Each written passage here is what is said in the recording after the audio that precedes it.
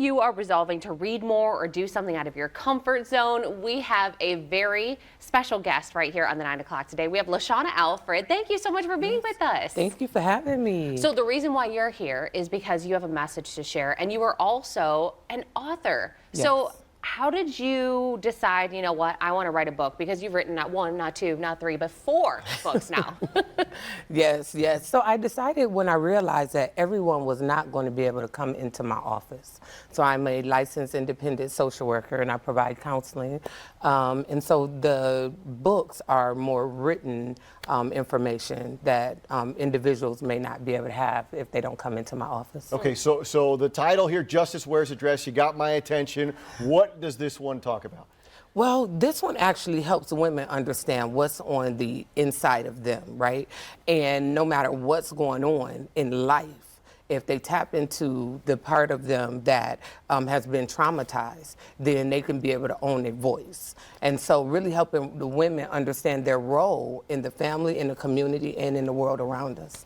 So you don't have to, I mean, part of your message then is that you don't have to have something bad that's maybe happened to you. You talk about trauma, define you for the rest of your life. You could use that as like a catalyst to... Yes. Very cool. Yes. So let's talk about the actual writing process here. You mentioned that you've written 4 books now, and we asked you how long it took to write this last one, and you shocked both of us. Surprising. Yeah, how long did this take? It took 30 days. That's crazy to me, Yeah. in my opinion. Now, I've never written a book before, but take us through that journey. You said you wanted to start to use your platform and reach more people, right? Yes. So let's talk about the first book. How long did that one take? Ooh, that book took actually 5 years. And it took 5 years because I still had some other stuff to go through. And that first book is entitled Behind Bars, A Chance for Change, because I was in prison in a different country. Wow. Okay, so you've written 4 books. I may have read 4 books. I did not see that first book, but now you've got my attention again here. So wait, a different country. Can you give us a little backstory on that? Yeah, so I was in a domestic violence relationship, and I was trying to get out of it.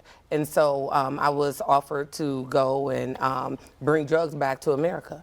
And so I looked at it as an opportunity for me to get out of this particular circumstance. And so I went over there. I was pregnant. I ended up being in Trinidad. And I spent time in Trinidad.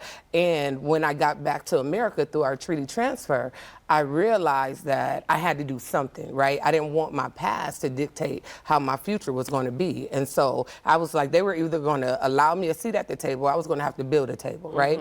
And so that was the first part of, okay, I got to write a book. I got to get it out. And so that was the first book, The Behind Bars. Wow. But here's the thing. I was behind bars in my mind long before I was behind bars, you know, physically. Have they approached you about movie rights yet? I want to see this movie. This is an incredible story. Right. I'm sorry I'm late to the train here, but this is fantastic. Yes. No movie. All right. Well, maybe after today, you never know. Right. And you know, I think that you share a really important message. Just taking this, there are so many women out there that have had something happen, or maybe they're going through it right now, and they're thinking, I can't get out of this cycle. I can't break this. And I feel like you're proof that yes, you can. Absolutely. And one of the other stories that inspired this really was even when I look at the Trayvon Martin story, right? And I look at his mom, you know, and how she kept going. And people don't realize when we lose a loved one, when we experience, that's not the time for us to be silent. Right, that's the time for us to speak up, because in speaking up, we get our strength and we get our power. And so some of the things that's in the book depict some of the things that we've seen in our community. Wow. You know. Well, LaShawna, we really appreciate you sharing this. And Justice Wears a Dress, where can people purchase your book? They can go to Amazon.com, or they can go to LaShawnaAlfred.com as well. Well, sounds good. We really appreciate you being here today. Thank you so much. I'm getting first in line for movie tickets, by the way. All right, thank you so much. Up next, oh boy.